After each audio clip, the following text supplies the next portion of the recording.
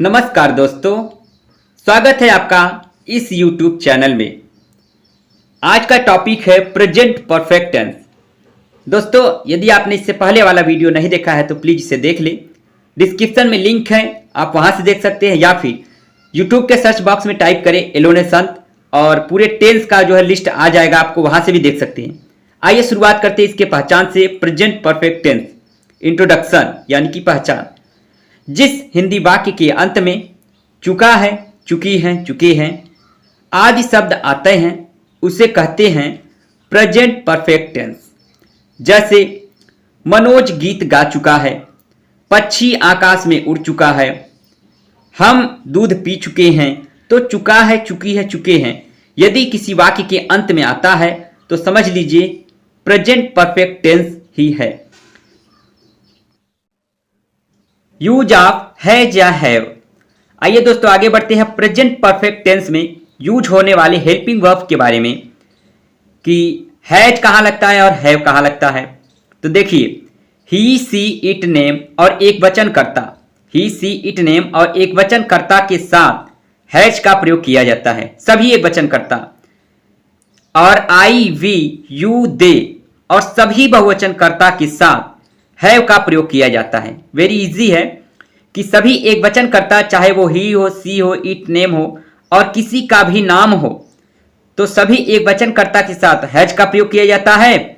I we you they तथा सभी बहुवचन कर्ता के साथ हैव का प्रयोग किया जाता है। आइए दोस्तों आगे बढ़ते हैं और ये जो है प्रेजेंट परफेक्ट टेंस का 6 का 6 रूल है, आप इसे नोट कर लीजिए और तैयार कर लीजिए।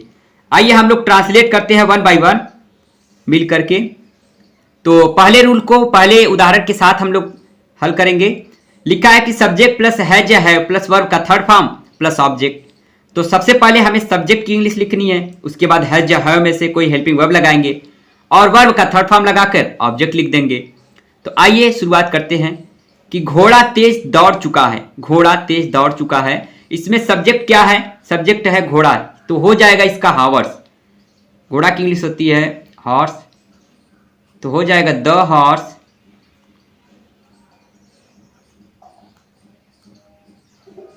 अब उसके बाद दोस्तों हैज या हैव में से किसको लगाएंगे? हैज को लगाएंगे, क्योंकि एक ही घोड़ा है। उसके बाद वर्ब का थर्ड फॉर्म लगा देते हैं, दौड़ना, रन, रैन, रन, तो हम थर्ड फॉर्म लगाएंगे तो हो जाएगा run. The horse has run. तेज की इंग्लिश होती है दोस्तों फास्ट, तो हम लास्ट में लिख देंगे fast. The horse has run fast. आइए आगे बढ़ते हैं। यदि वाक्य में दोस्तों नहीं शब्द आता है, हम बगीचा नहीं जा चुके हैं, देखिए नहीं आया है, तो इसे कहते हैं नकारात्मक वाक्य, निगेटिव सेंटेंस बोलते हैं। तो उसके लिए दोस्तों रूल नंबर 2 हम देखेंगे कि सबसे पहले सब्जेक्ट लगाएंगे, हैज या हैव लगाएंगे, उसके बाद नॉट लगाएंगे, उसके बाद वर्ब का थर्ड फॉर्म और ऑब्जेक्ट लिख देंगे। तो आपको आता है, थोड़ा थोड़ा हिंट देने की हमें जरूरत है। तो देखते हैं, सबसे पहले सब्जेक्ट हम भी लगा देते हैं। तो हम की इंग्लिश होती है वी। अब वी दोस्तों बहुवचन करता है, क्योंकि इसके पहले रूल हमने बताया था हैज हैव का, तो उसके लिए हैव लगेगा, वी के लिए हैव लगेगा। तो हैज या हैव के बाद हेल्पिंग वर्ब के बाद नॉट लगता है, तो हम नॉट लगाएंगे। यहां पे हमने थोड़ा सफेदा मार दिया है, गड़बड़ हो गया था मेरा। नॉट के बाद अब हम क्या लगाएंगे दोस्तों? वर्ब का थर्ड फॉर्म लगाएंगे और वर्ब है हमारा जाना, तो जाना की इंग्लिश होती है गो, तो गो, वेंट, गॉन, हमें वर्ब का थर्ड फॉर्म लिखना होगा, तो हम लिखेंगे यहाँ पे gone, GON, gone. We have not gone. अब क्या लगाएंगे? ऑब्जेक्ट लगाएंगे। कहाँ जाना है दोस्तों? बगीचा, यहाँ पे टू हो जाएगा गार्डन,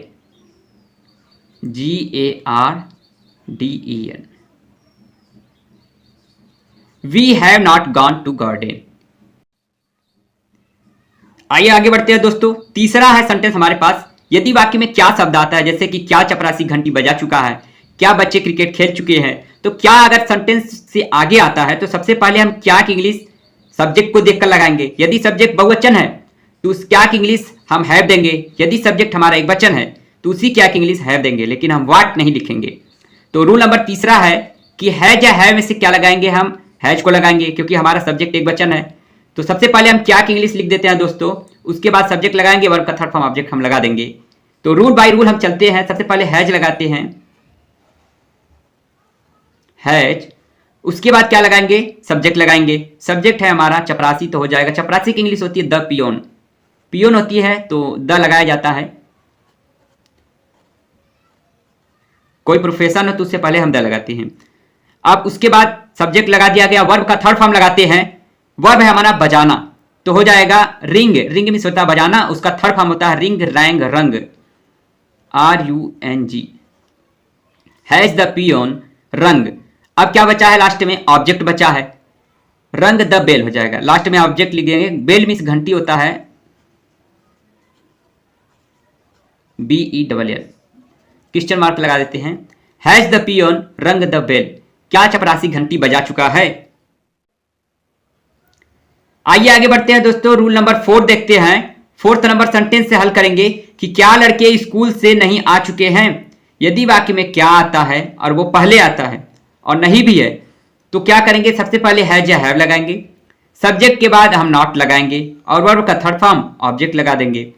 तो आइए इसे हम सरल करते हैं। तो सबसे पहले क्या की इंग्लिश हम क्या लिखेंगे, हैज लिखेंगे कि हैव, तो हम हैव लिखेंगे दोस्तों, क्योंकि लड़के यहां पर होता है बहुवचन, ठीक है, हैव। अब लड़के के लिए इंग्लिश लिखेंगे द बॉयज, तो हो जाएगा हैव द बॉयज।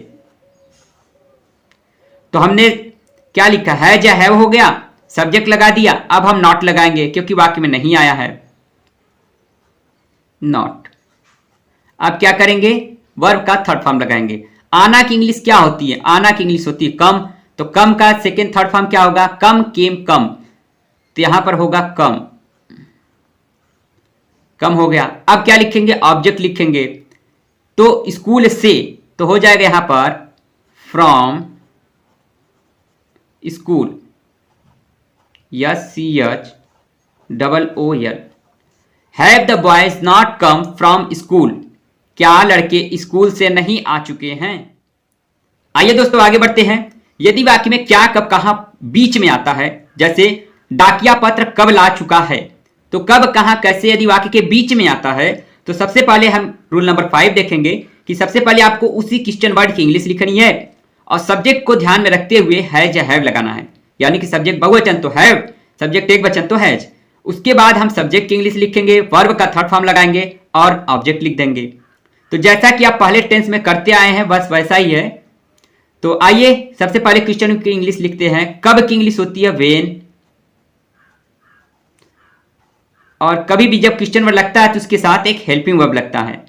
तो सब्जेक्ट है हमारा डाकिया, यानी एक वचन है, तो इसलिए हम यहां पे लिखेंगे हैव, सॉरी हैज, हैज लिखेंगे, एक वचन के लिए हैज लगता है। अब डाकिया की इंग्लिश होती है पोस्टमैन, तो हो जाएगा यहां पे प्रोफेशन है तो यहां इसलिए यहां पे होगा पोस्टमैन, POST, पोस्टमैन मिस डाकिया।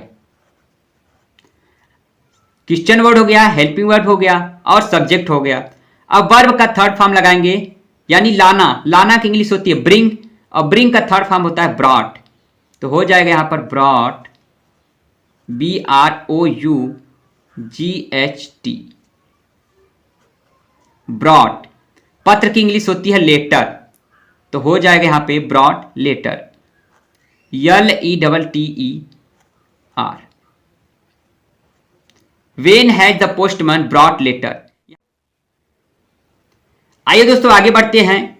रूल नंबर 6 है, बच्चे पतंग क्यों नहीं उड़ा चुके हैं। यदि वाक्य में क्या कब कैसे के साथ नहीं भी आता है तो सबसे पहले उस क्वेश्चन वर्ड की इंग्लिश देखेंगे, उसके बाद सब्जेक्ट को ध्यान में रखते हुए हैज या हैव लगाएंगे, सब्जेक्ट लगाएंगे, उसके बाद नॉट लगाएंगे और वर्ब का थर्ड फॉर्म लिखने के बाद ऑब्जेक्ट लिख देंगे।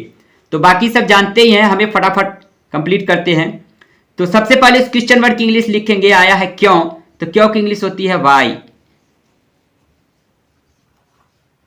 वाई के बाद एक हेल्पिंग वर्ब लगाएंगे। बच्चे यहां पे बहुवचन है इसलिए यहां पे लगेगा हैव, वाई हैव। अब बच्चे की इंग्लिश होती है चिल्ड्रेन, तो हम द चिल्ड्रेन लगाएंगे, why have the children, why have the children.